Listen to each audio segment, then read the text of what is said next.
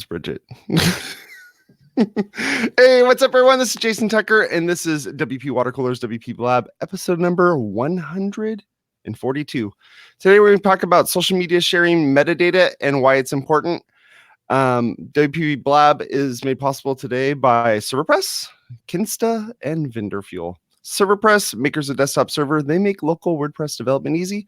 Check them out over at serverpress.com.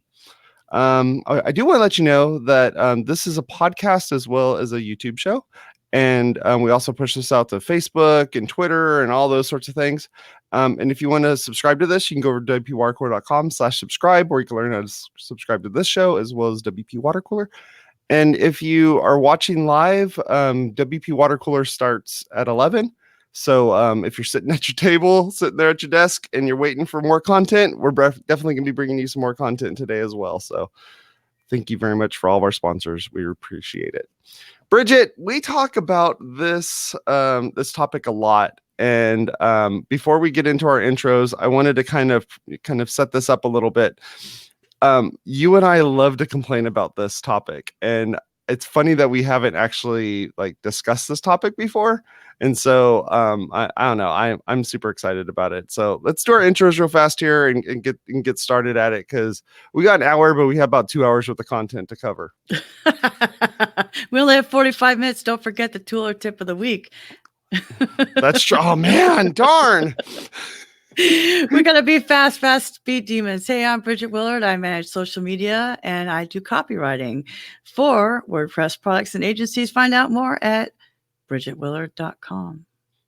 Awesome. I'm Jason Tucker. You can find me over at Jason Tucker on Twitter. My website is jasontucker.blog. I do this show as well as another show called WP Watercooler. Feel free to go take a look at that. I just redesigned jasontucker.blog using my tool or tip of the week. So I'll be talking about that in just a little bit. Well, redesigned as in I changed a theme. So that we'll is see how it goes. I know it is, but it doesn't feel like it. So I know, just weird.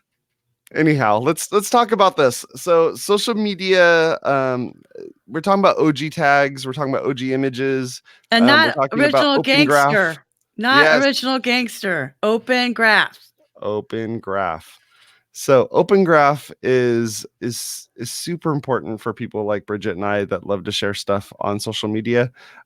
It's a way for people to be able to see the featured image or some type of image that's going to be used. It doesn't even have to be the featured image. It could be a totally separate image.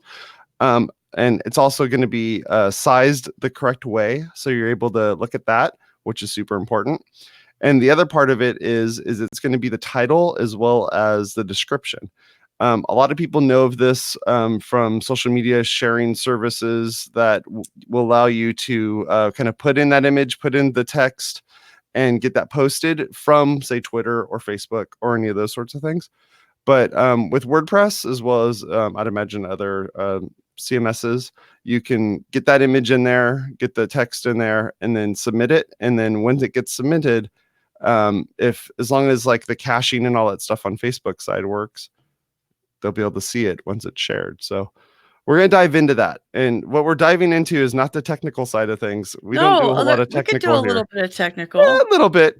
But what we're really going to dive into is that all those times that when you go and share something, especially on Twitter makes it look really bad, that you just have this blank image. And you're like, what's this image supposed to be for? It's just it's missing. You might as well be like an egg on Twitter. Just so people get a super extra amount of value in the first, 7 minutes of the show. But yeah. I'm just going to say this. So Open Graph is to Facebook as SEO is to Google. Okay. So Facebook wrote Open Graph. They own Open Graph. Everybody else defaults to them. End of story. So if you want to check any website, you're going to want to use this tool. It's developers.facebook.com/tools/debug. You can put in any URL in there and it will tell you what Open Graph data Facebook is getting.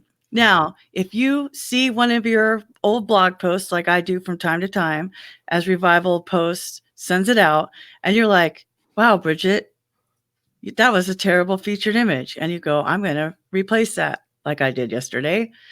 Then you go back to that same tool I just said, and you are going to press scrape again. You're going to press scrape again as many times as it takes until you see what you're supposed to see. Sometimes it takes 3 or 4 times, like pressing a button at the crosswalk. It doesn't really work, but you just do it because it makes you feel better. And there's a card validator for Twitter as well, but Facebook is the one that rules all this, right? So when you set up your social sharing plugin, whether it's some kind of vanilla open graph data plugin or Yoast SEO, make sure, this is really important. Are you ready? Are you listening? Make sure you have large summary card or summary card large with large image. You don't want the little box with the words. You want the large image like that. Because even if you have it set up correctly for Facebook, Twitter is wanting you to decide what your Twitter card looks like. And that open graph data, Twitter calls it a Twitter card, but it's open graph data, okay? And it will even show you when you debug it from Twitter Card Validator. So make sure you set your default image for your site, and then also that. So optimize your Twitter card. You want large image summary card with large image. Thanks. Yep. Because then it will look like how it should. Then you'll also see a lot of your metadata, which you should be setting up with Yoast SEO or whatever plugin you like, all-in-one SEO, whatever, because it will show there. And then when you send a tweet, you don't have to repeat all of that first sentence because you're getting extra words and the title down there, right? But more importantly, and this is where Jason and I and Jen have a Facebook message that goes on and on. It's pretty much 2 years of us sending screenshots of, did you really just post this on the internet? The next podcast we're going to come up with is, did you really post this on the internet? Client shaming 104. So here's the thing. It's fine. You're like, okay, I used my buffer, Bridget, and I put my own image in there and my own description. And then, it looks great on Twitter. Okay. What does it look like when Jason Tucker shares it? Right. Hopefully you're not the only one sharing that URL on the internet. If you are, that's a bigger problem. It's true. It's true because of the fact that you think you're the only one that's going to be sharing your content, and that's wrong. And it's like that is wrong. Because unless your content sucks, if your content sucks, you may be the only one that shares it. But when it comes down to it, you want people to go on your site. You're probably going to go and put social sharing buttons on the site, on the page, so it's either top or the bottom of the post. People are going to click on that. When it clicks on that, what happens is it goes back to your website and says, hey, website, what is the OG URL? What is the OG title? What is the OG description? In Twitter, it's going to say, what's the Twitter card? Who's the Twitter site? Who's the Twitter creator? It's going to look at these things and it's to say, okay, what am I supposed to put up here?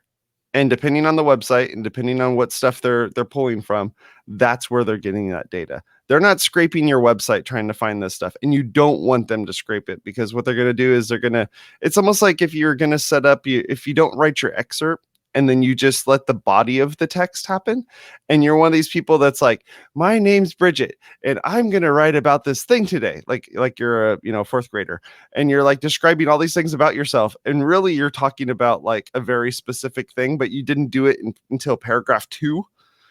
That's what you're going to be sharing as that part of it is, I'm Bridget and I'm great and da da da da da da da, instead of here's all the information that you're actually looking for. And so think about this before you do these things. Even try pretending to share the content. You can share the content, especially on Facebook. You can share the content yourself and set yourself, only you, as the person that is going to see this. And if you're going to test it, that's a good way to test it. Stuff like like Yoast, for instance, will actually show you a descript like a version of it on the screen, so you can get a rough idea of what it's going to look like. Your mileage may vary on that because it just depends on if Facebook changes its API like that day and they remove 4 characters from the end of the thing or something like that. But yeah, there's a whole bunch of those sorts of things that you don't want it to just kind of go by chance. You No, want to but give it the right info. for real, Jason, like, can you screen share that debugger and just put a website in there, because it shows that too, so you can see exactly what it is and how much This one or the debugger? The Facebook one. Okay. And then let's just put something in there. And while he's doing that, folks, we're not just talking about your blog.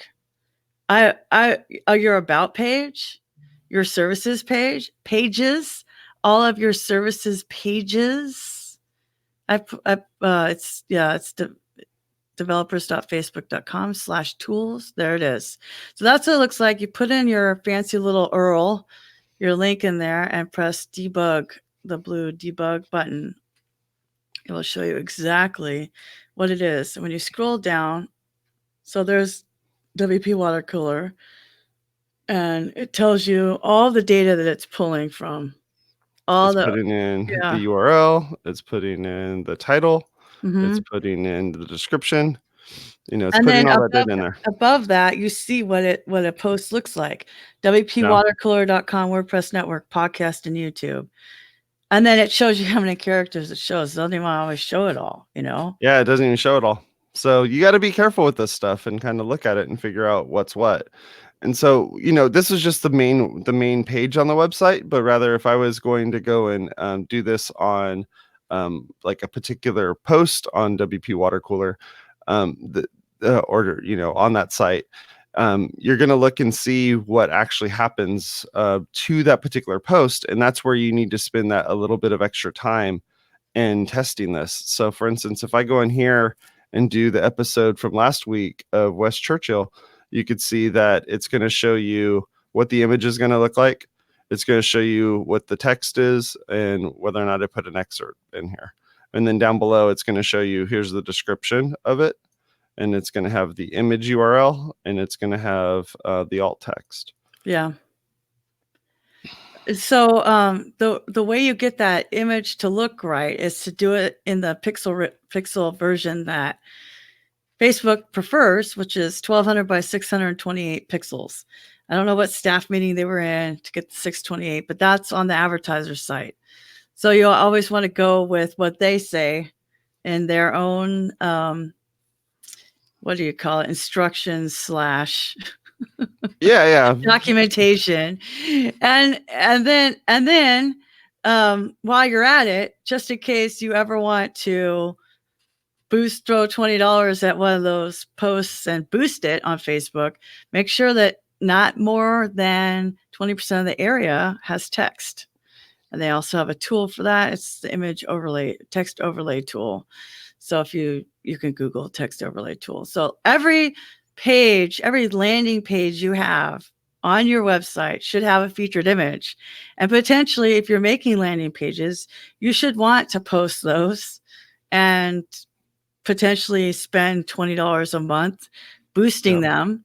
And they should look good, because one of my big giant pet peeves with something that's from our audience, Jason, is the WordCamp sites. Oh gosh, the WordCamp sites. Because every single WordCamp site has the default image of the turquoise with the W in the middle. Yep. Every single one. So you can't fix it. You can't change it. You can put an image on the page and make sure that it scrapes it that way. And I've had this question when I did the iThemes webinar on this exact topic. Well, what size should I upload to my media library? 1200 by 628. But that's really big. Should I make my image? What size? 1200 by 628. But who really wants it that big? Facebook. What's the size again? 1200 by 628. Does it have to render that way on a blog post? No, that's up to you and your theme and how you code your theme or your child theme. It doesn't even have to show on the page if you don't want it to. But in the metadata of that poster page, it should go to an image that's original size is, that's right, 1200 by 628. It took me a long time to memorize it, but Yeah. that's the one thing I learned from WP.com when I was there, is we made sure every single one was right. And then now I go back to bridgetwheeler.com and go, wow, who was blogging? There wasn't even a meta description. That one I looked at yesterday from 2011 had no meta description, no keyword, and no featured image. So yeah, I went into Canva 5 minutes later, put down an image because I just copy the ones I have. I'll keep the thing one. Yeah.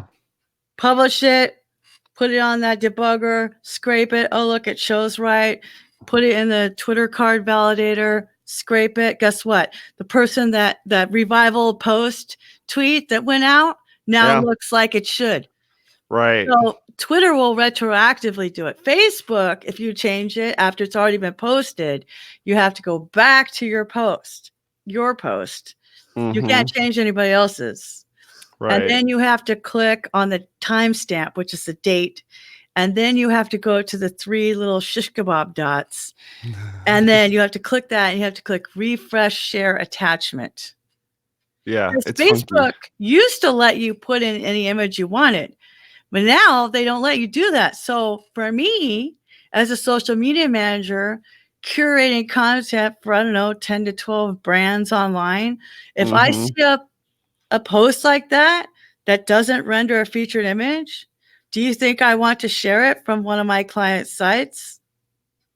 No. That's going to be a no. And Bridget and I are going to be doing this show, but via text message going, OMG, what is up with this? Why is this? Da, da, da, da, da. Yeah. Y'all build websites for a living. Like, this is a 5-minute fix to make everything that you do so much better. Love Bridget and Jason. Oh, What yeah. should we talk about for the rest of the show? Well, you mentioned Canva, and I wanted to let you know that if you're somebody who's not good at design, you don't have that, you don't have that ability. Canva is great because of the fact that you don't have to worry about, for one, if you're not a designer, you probably don't have Photoshop, or you don't have any of the other competing products that Photoshop, for Photoshop. So you don't have an image editing thing. 2, you can use Canva on the go as well as on your computer. I'll come up with a great idea for an image, and I'll load it up on my phone, and I'll fake design it and kind of throw all the pieces together. And then next time I'm sitting at my computer, I'll load it up, and then I'll start making my changes. So Canva is really good for that. And the other part is Canva is good for consistency's sake. So you can make either a template, or what I do is I'll go in and copy a particular post. And so when I'm doing WPwatercooler's stuff and WPblab stuff, I'm making a YouTube version of the video thumbnail. That's what I'm basing everything off of. And then I'll make a copy of it, and I'll make one for Facebook, and I'll make a copy of it, and I'll make one for Twitter. And if I remember that Pinterest exists, I'll also go and make a copy of it and make a Pinterest version of it, which means it's now vertical, so you have to worry about that whole kind of layout. But once I've done that, I can go into WPwatercooler's site, and I can add that to that post. And so depending on the tool that you're using and whether or not it supports Pinterest, or if it supports, whatever, you take those and you stuff them in there, and you make it so that you have one for Facebook, one for Twitter, and that you're kind of good to go. So yeah, depending on what tools you use, and what that SEO plugin is, or if your SEO plugin doesn't have Open Graph data, which is fine, because there's also other ways to do this as well. You could just kind of put that in there and get it set up. Yeah, if you go to wordpress.org/plugins, there's plenty of Open Graph. Just look Open Graph, use the word open. But so that's the other thing I love about Canva. It's free, and it comes with all these templates. But once you pick one, you want to have that consistency. If you don't have a brand guideline already, I'm sure you have some kind of color scheme that you picked when you designed your website, or when your website was designed. Either way, you can use a color picker Chrome extension to find out what those colors are if you don't know. And then if you get the pro version, which I did, you can save those brand colors. So I don't have to go figuring out what is the BridgetWheeler.com teal and what's the yellow and what's the orange and what's the red, right? So I have those already saved along with logos. So you can do that too. So really for $12.99 a month, it's very inexpensive. It's also or you could just hire a designer and then they'll do it for you. But if it's just you and you're working on your thing, you want that consistency, because when people, okay, here's why it matters. Let's talk about why it matters. Let's go backwards. We did all the technical stuff to keep everybody in. And now you're like, well, who cares? I'll tell you why. Everybody thinks, not everybody, that's a big generalization. A lot of people that I talk to, the way they perceive how social media is, it's like they believe that people look at profiles like a web page. I don't just go look at Jason's Instagram or Jason's Facebook page or Jason's Twitter. No. What are you doing? You're signing up on Twitter.com, Facebook.com, Instagram.com. So what you're seeing is a feed, a home feed of all your friends, or a list on Twitter, but still it's a feed. It's not going to that profile like it's a website. Nobody does that except if they're vetting people for clients or speakers or babysitters or dog sitters or dates or something like that. Well, if they're like mildly stalking you to see, like, are you really the person you say you are? That's the only way. Or like, I want to look at a restaurant. What food do they have? Then I go to their Instagram page, but I first discover them in the feed. Okay, so Instagram totally doesn't count for any of this, by the way, because you don't share links, only for the advertising if you advertise from Facebook. So let's just talk about Facebook. People go on their phone, right? And they just scroll until they see something interesting. So you have to be visually consistent. So if it's just some blank box, and I see this all the time with people who are obsessed with social sharing tools and if this then that and things like that.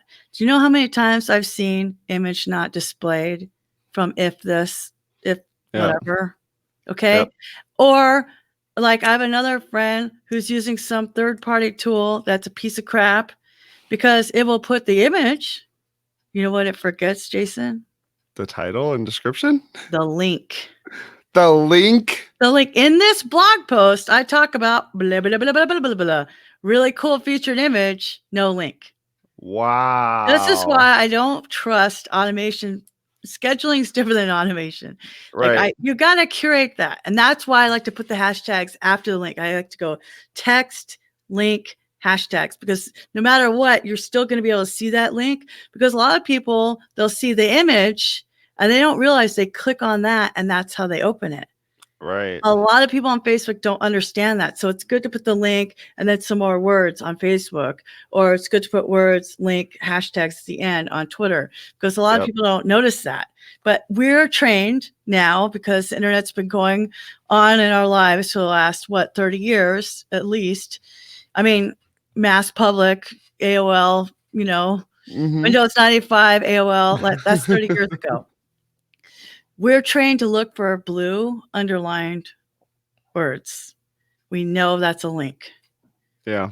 So when it's shared like that, that's even better. But if you're going to use another third-party tool other than posting yourself or scheduling it yourself in Hootsuite or whatever, make sure it works. Go check. Yeah. Because you're just, people like me that I spend more time on the internet than most people because it's my job. So I see all the things that people do wrong all the time. Like people who my late husband used to stage model homes. And so once you learn where pictures should be hung and stuff like that, you walk into everybody's house, it's way too high. Maximum 4 inches off the back of your couch, max. Everything should be like 2/3 of the picture should be at eye level, 2/3 of it down, like all that stuff. And then people are like, oh no, that's too low. But then you're sitting down and it's where it should be. You don't even notice it until you bring them all down. And then you're like, whoa, this is so much better. Because a lot of us think we're designers for hanging up things on our wall. And then, it just doesn't look good. Right. So that's why you have professionals. So that our Open Graph plugins are doing that for us. It's helping us have those boundaries so that when people share the information we worked so hard to put on our websites, it still looks good and still represents us well. Yeah. It's really important because, that this is why I originally struggled with stories and Snapchat. I mean, Snapchat's just dumb. I talk to my friends or whatever on it. But as far as like advertising and doing work that way, if something disappears, I'm like, I'm not going to do all that work if it disappears. Right now, I get it. And I, for retail, I see where Snapchat works. That's how I picked my kickboxing coach, because I saw Snapchats. Right.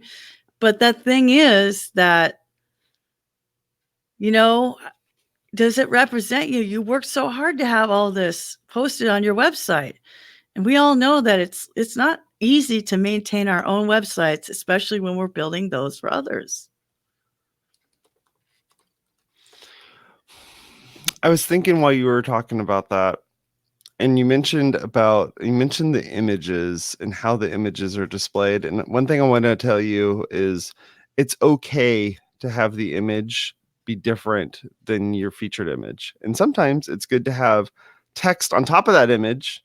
So this is where there's that weird balance that needs to happen, Bridget, where it's like you want to make sure that the image is like clear and concise, and that the text that you put on it isn't using more than 20% or what have you. Or if you're not going to do an ad at all, then have at it. Yeah. Have at it. Some big text on there. It doesn't need to be a call to action, but you can use this as like a way of saying this post is important for you to click on, take a look at it. And it gives you that opportunity to use something a little bit different and see if that's going to be the way to get somebody to go in there. So for instance, for me, when it comes to having YouTube images, that's a totally different image. It should be a totally different image. For the featured image on the website, that should be consistent with the branding that's on the website and the way that your style guide is going to be set up to have those featured image displayed. And then when it comes to Twitter and Facebook and Pinterest, like those three have different ways that you entice people to click on that content. On Facebook, it's either like link bait style, getting people to click on this stuff, or you have to show some type of emotion that says like, this is important, click on it. Pinterest is probably a totally different game entirely. I'm not a huge Pinterest user, and my content isn't really made for that sort of place. So, but that would be another. And then Twitter is, people are scrolling fast through Twitter. So you need to really show like, this is important, click on it. And so it gives you that opportunity to make very distinct, very precise, very targeted creatives for each one of those, different platforms. So take that opportunity and use it, especially if you're using a plugin that supports all three of them. It gives you the ability to pick from all three of those different types of images and putting them on there so people are able to kind of see it and then want to share it. Do you want to tell people which plugin you use? Yeah. So, for instance, if you're using Yoast to do this, you can definitely use that. For me, I'm not using Yoast I actually turn off the Open Graph stuff within Yoast, but what I am using is Mash Share. And Mash, Mashshare, Mash Share it was based off of Mashable's sharing layout. And I really like it, and it works really well. But what it does is it gives you that extra little meta box in your post that you can then select what image you want to have displayed. And then when you use their social sharing part of the plugin, on the post. When you click on it, it'll have all the correct, metadata that's being sent over to Facebook and Twitter and whatnot.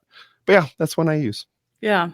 So yeah, I just use Yoast because it's easy, but there are lots of Open Graph plugins and lots of SEO plugins. And what you don't want is double duty. So if you are going to use a different OG plugin, then turn it off on Yoast. Bridget, do you mind if I tell you about something that's pretty awesome? I want to hear about something very awesome. Awesome. So if you're tired of unreliable or slow web hosting, check out Kinsta.com, who makes managed WordPress hosting to the next level. Powered by Google Cloud, all their plans include PHP 7.3, SSH access for developers, one-click staging server, 20 global data centers, free SSL, free CDN, 24/7 expert support, who will also migrate your website free of charge. Go to Kinsta.com, where you can learn about their offering and all the great stuff that they have going on over there. If you haven't checked out their blog yet, Kinsta's blog is great, and they've been posting a lot of really great things here for the new year. And I know a lot of the content that's happening out there is look at you, Bridget. All the content that's out there is about, going and getting your website set up correctly for the new year. But like Bridget's showing there, Brian Jackson wrote a book for Kinsta that's how to speed up your WordPress site. And so, yeah, go check It them out also over at comes in Kinsta.com. French. What? Comes in French? Yeah. Awesome. I saw it at WordCamp Montreal. That's how you really say Montreal. But yeah, Kinsta's awesome. I love Brian. I met him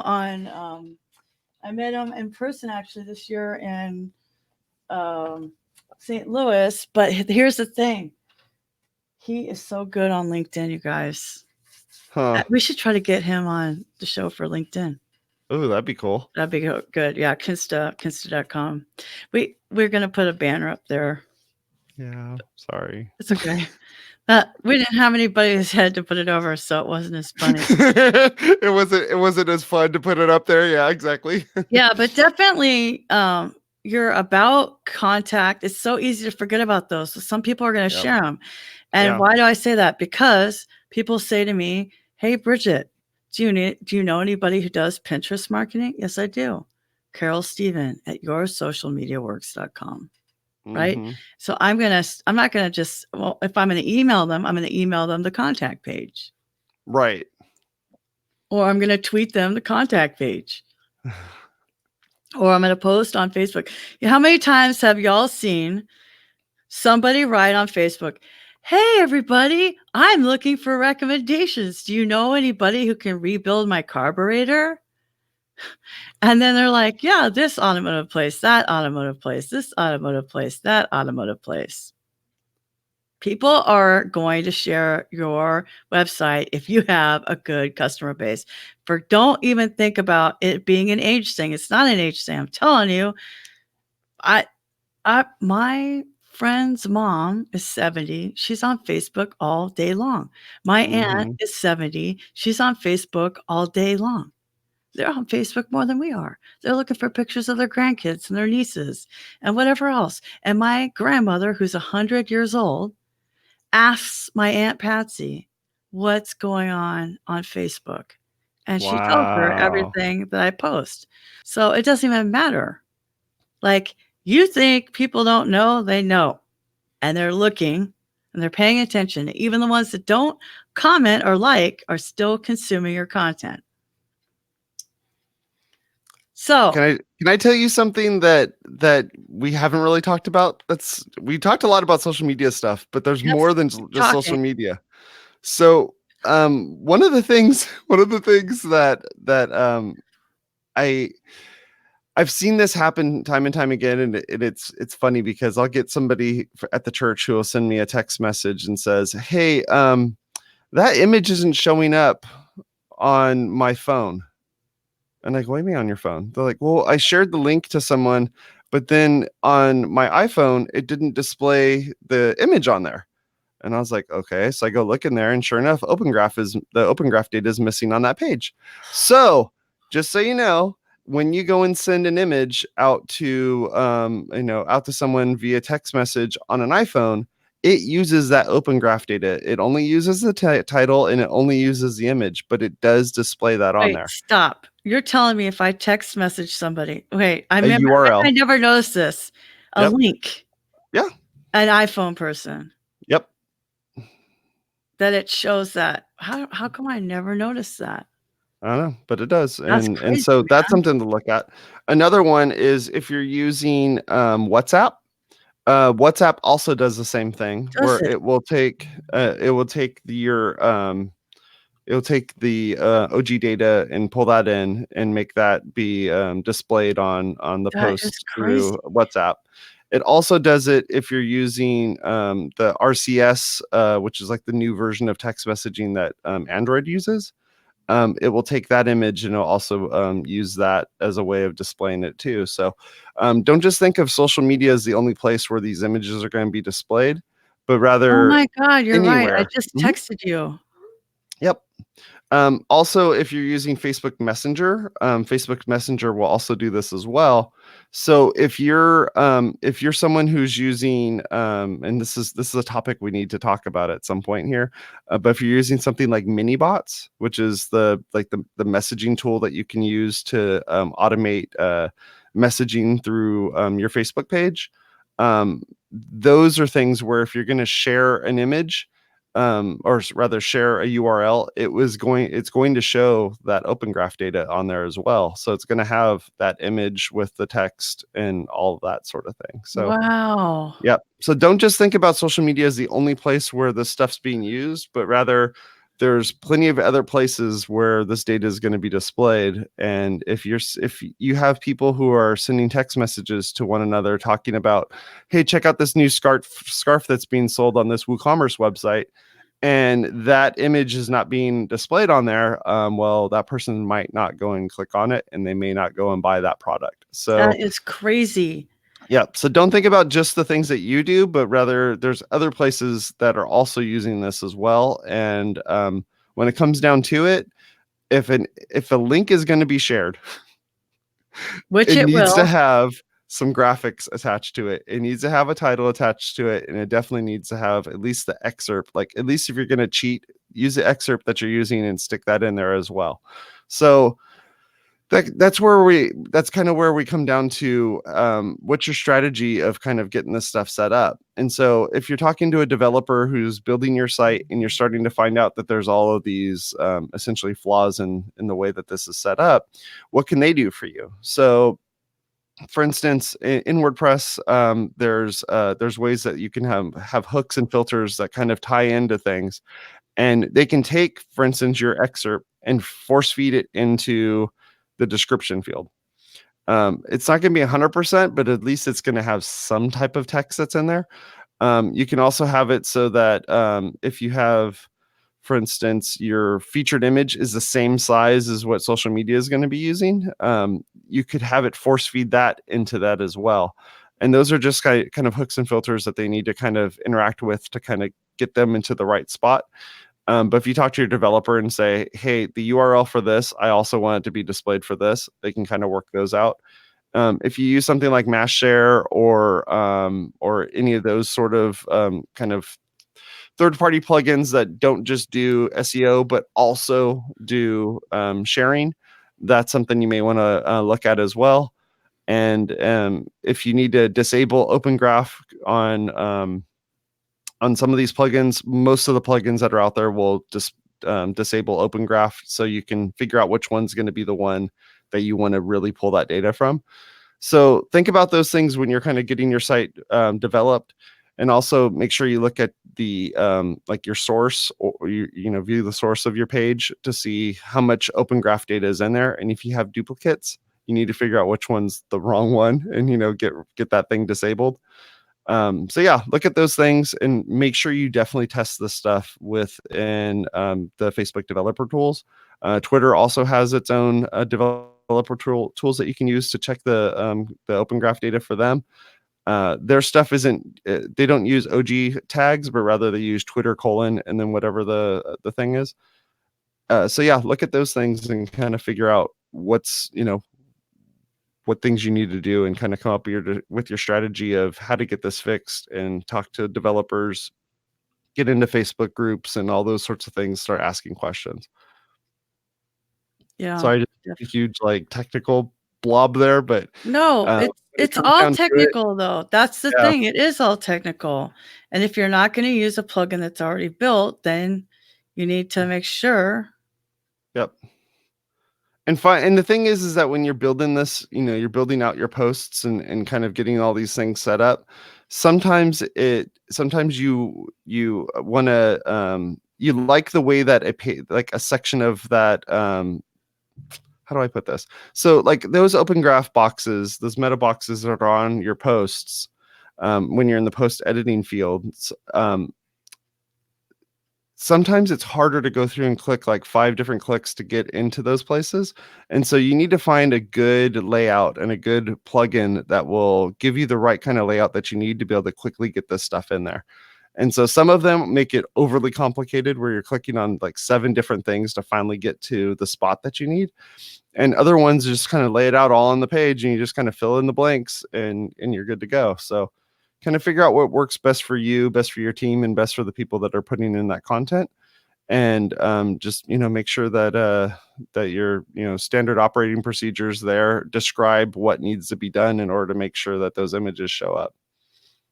And audit that stuff, man, because this stuff changes all the time. Right. Facebook will, no joke, Facebook will say, we're going to add 3 more pixels to this image because I don't know. I mean, what was the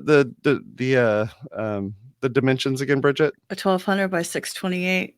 So 628. It's not 30. I mean, they say It's 630 628. for other things, but the ads say 628. So I say go with the ads. Yeah. Yeah. But so you'll see people cross posting, and this is when you see things go wrong really fast. But on LinkedIn, like I'll see a really small square, not a like Facebook, obviously, because they bought Instagram, could deal with squares. But Right. when you share a really small square on Instagram, on LinkedIn, it white boxes it. Oh. Our eyes, I mean, I know that phones and live Instagram stories and Snapchats all up and down, Periscope, okay? But our eyes, evolutionary wise, scan from left to right or right to left, depending upon if you're Eastern or Western. But either way, it's horizontal because that's where the horizon is and that's where the predators are. That's just the way it is. That's why TVs and movie theaters are all rectangles in landscape mode. That's why most of the time we're supposed to be in landscape mode. So except for Pinterest, which is, a world of its own, e-commerce land for fashion and beauty and home repairs and tile, the rest of it is, prefers it. So on YouTube, it'll be black boxed, and on LinkedIn, it'll be white boxed. Yeah, so I'll show on here real fast. So on this particular site, I have Mass Share installed. Mass Share has the social media image is here, so you can select that. And then down below, you have the Pinterest one. And it uses the social media image, which is going to be both for Facebook, they put Google Plus, but also LinkedIn as well as Twitter will end up using this image. And then Pinterest is the only one that's different because it's a vertical box. But then if you're using a plugin instead of Yoast, for instance, if you're using Rank Math, Rank Math has its own social box that you go in here, and you have one for Facebook and you have one for Twitter.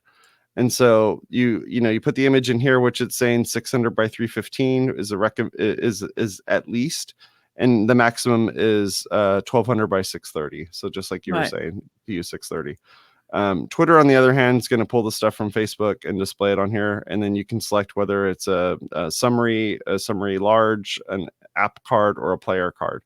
So yeah, all of these are different. If I were to load up a site that had Yoast on it, Yoast has its own styles set up the way that it wants to be displayed. So for instance, if I was going to go through here and have to set all these things up and then go into social and set all these things up, maybe that extra click going back and forth is going to be, cumbersome or take too long.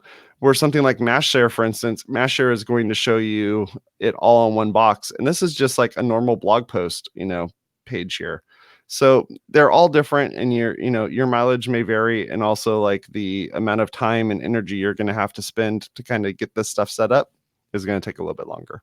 Yeah, but it'll be worth it in the long run.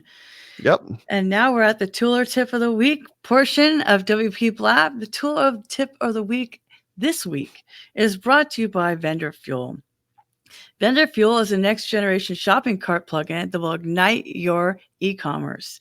Built using AngularJS on the front end and Laravel on the back end, Vendor Fuel lets you keep your customers on your website for the entire checkout experience.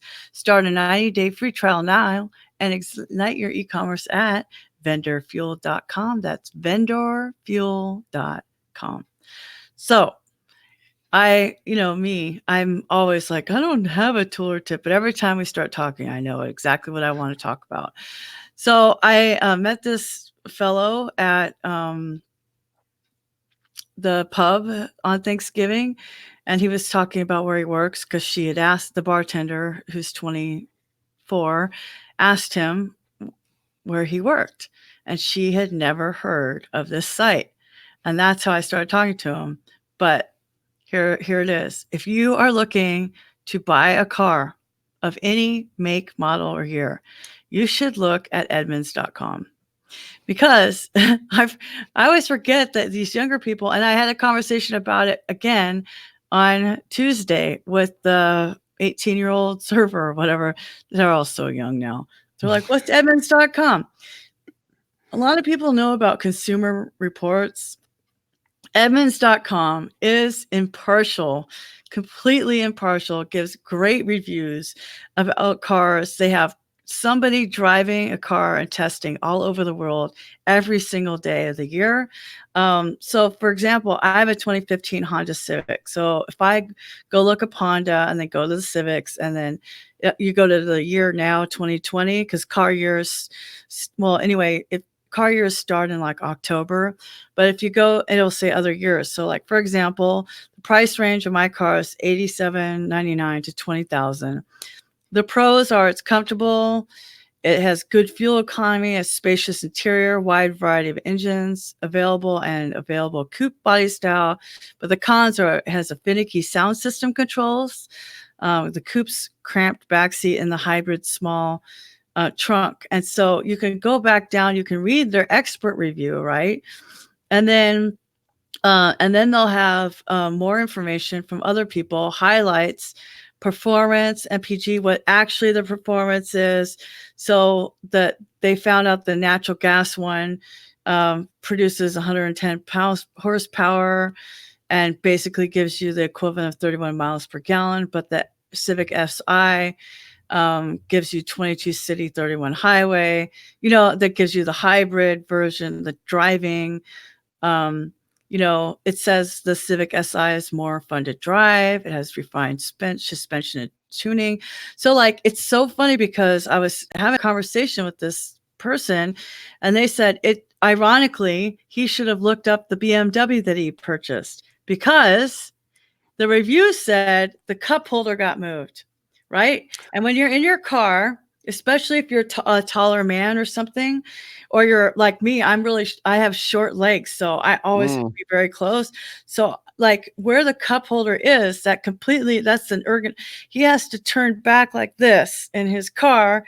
And he said, had I read the reviews on Edmunds.com for this model BMW, I would have known that they moved the cup holder and would have been aware of it when I did the test drive. Wow. So doing research on older models and finding out what the right price range and everything like that, it's a great way to decide. Now I had a husband who was a nerd, and he had already decided the 4 best cars for me, and I get to pick from that. I'm like, let you do all the research. So if you don't want to have do the research yourself or marry somebody who obsessively does that, then go to Edmunds.com. And they did not pay for this, but I'm telling you, I cannot believe how many people under 30 don't know about this. Edmunds.com, if you're going to buy any kind of car ever, check it out. Awesome. Right? Like, I feel so old. Like, It's like telling somebody to go look at Auto Trader or one of those types of sites, or an actual piece of paper that you open up and look at. right. In this day and age, it's like, what? They don't have an app for that? They don't have a website for that? What's going on here? That's cool. Well, thanks for that, Bridget. You're welcome. So I was talking with my tour tip is I was talking to a friend who is looking to redesign their website, and on my suggestion, they use Beaver Builder to build the site, and they also use the Beaver Builder theme to build it as well. And the Beaver Builder theme it's a great theme because it just gives you a full palette to work with. Like here, from top to bottom, left to right, you have the whole page that you can work with, all spread out nice and easy. But it lacks a lot of the customizations that you do within the customizer. Bummer. And so the customizer, if you're not somebody who uses the customizer, you may not be aware. Like me, for instance, I'll just go in the CSS and just make my own CSS changes. But kind of looking around to see what is it that other people are using in order to kind of pull this off. And so I started looking at Astra. That's the theme my site uses. Yep. And so Astra is really cool because of the fact that it works with all the major page builders that are out there. It comes with a lot of pre-built sites. It's they're saying super fast performance and all of that. But the main piece here was that this particular friend was looking for a way to make it so that when they do customizations, that they could quickly make those customizations using the customizer. Nice. And so that's where this part comes into play, because the person's able to make changes to their headers, the footers, also the heading of the posts, and H1, H2, H3, all those sorts of things. They're able to figure out how they want the layouts to be displayed, so they're not having to do this like quickly on the fly in the post editor itself. Also, your header options and your fonts and all that fun stuff all kind of just gets tied in here. They were also looking at the fact that they wanted to be able to quickly spin up pages, and so Astra Pro comes with a whole bunch of extra features in there, one of which is that you have all of these extra pages that you can just quickly spin up. So if you have, for instance, your name's not Christy Dawson, but you want to be able to change this text really fast and change this, and you like this layout and you wanted to have that image. For instance, Bridget, like the image that you're using for your social media imagery would work perfect for something like this, because you just drop your image in there and then you're done. So each of these, you just have to kind of play with it and take a look at it and see. They also have some really great testimonials, so if you want to go take a look at those as well. If you're using WooCommerce, it works well with WooCommerce. For me, looking at the fact that it's accessible, ready, it allows you to use the hooks and filters that are available and are built that way. That's great. For me, I have a project that I'm working on at the church I work at, where they're actually going to be redesigning the site. And so I needed to be able to have a mega menu and have that mega menu really show up really, really nice. And, these folks support having a nice, clean mega menu. So I thought, okay, well, I don't have to use a whole nother another whole third-party plugin to do this. I can actually just do it straight out of Beaver Builder. So yeah, Astra, go take a look at them over at WPastra.com and take a look at their stuff and see how it works. I do want to say that these folks also create probably one of the best Beaver Builder plugins that I've used for being able to do Beaver Builder modules and stuff, and that's Ultimate Ads for Beaver Builder. I love the stuff that they built with this. I've been using this on all my different sites, but being able to do for instance, if you wanted to do some type of how-to setup, or if you wanted to be able to do a login form, but they just have all these different things that you can do within Beaver Builder. And I've been using these guys for years, didn't even realize that Astra even existed. And a buddy of mine was like, hey, I need a different theme for this. What could I do to make this work? And I came across Astra and I was like, this is great. And it's funny that you're using it too, Bridget. Yeah. Well, when Rhonda redesigned my site, she changed it from whatever I was using to Astra. And at CodeBrain, we use Astra a lot with Elementor because not everybody Oh, wants fully customized sites. They want a templated site, and that's right. easy. I mean, we can get it done. They could be up and running. They want a custom site. We can build them a custom site, but Yeah, and it works with Gutenberg, and it works with yeah, Beaver Builder. It works with Elementor uses. yeah, Yeah, it supports all of them. it's Yeah, great. I mean, that's why I started playing around with. So my website on jasontucker.blog was built off of, which doesn't really, it's big huge images and a bunch of I know, like but it looks extra little good, boxes. Chase. It looks Yeah, great. Yeah, have a I few like things how I need you to fix. linked your GitHub. Yeah, that's cool. Here, I'll load it up real fast. Yeah, it just has all my posts from 2016. That's how long ago some of these posts are. Cobbler's kids I know, don't but wear shoes. still, it's a good reminder that developers should include a link to their GitHub. Yeah, definitely. It is a social network. It's also, not just version control. Oh Nope. my gosh, I saw this tweet today. Somebody from Amazon had bought a book, book on publishing on demand, and it was something about copywriting or digital marketing. And she opened it up, and it was version control for Git. I thought it was so ironic. I should have retweeted it, but it's going to become a meme. I'm telling you, digital marketing version control for Git. Like I felt like that was some kind of prank that all my Git people would love so hard.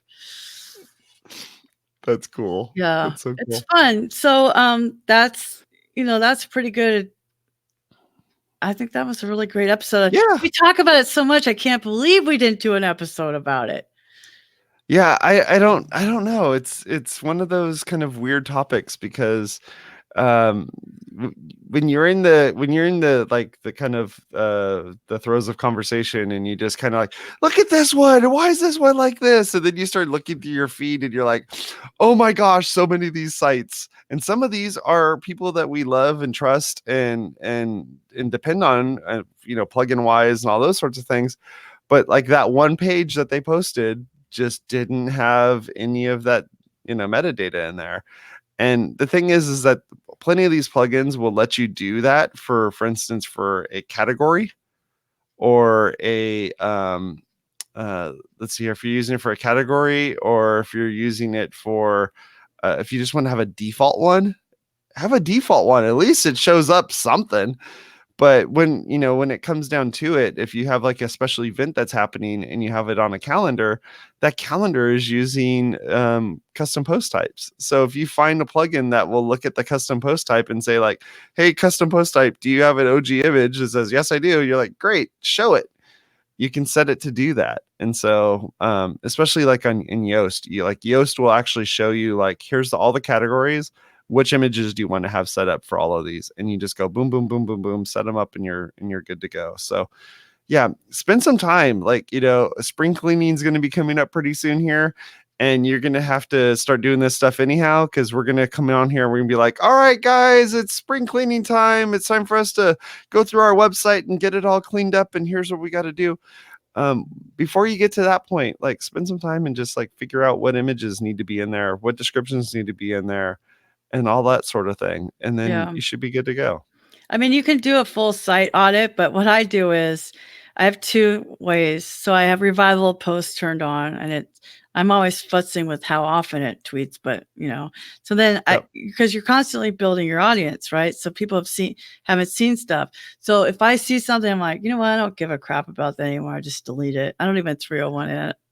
But if I do like it, if you like it enough to keep it on your site, then I go in there and take the 10 minutes or whatever to do all of what I said in the first 9 minutes of the show.